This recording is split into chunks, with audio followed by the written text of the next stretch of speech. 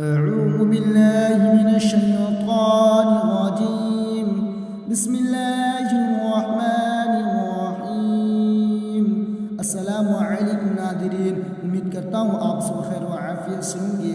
ہمارے چینل پر حافظ Jahangir official channel پر آپ سب کو خوش آمدید کرتا ہوں۔ چلیے آج ہم جانیں گے اور یاد کریں گے دعا قبول ہونے کے بعد کی دعا۔ دعا قبول ہونے کی بعد کی دعا، جب محسوس ہو اور آپ کو لگے کہ ہماری دعا قبول ہو گئی تو کون سی دعا پڑھنی چاہیے، یہ وہ دعا ہے۔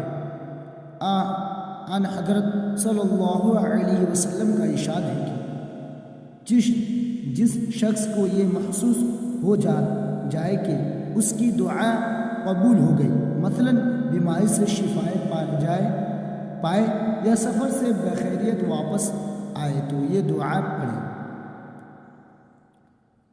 الحمدللہ الذی بعزتہ وجلالہ تتم الصالحات۔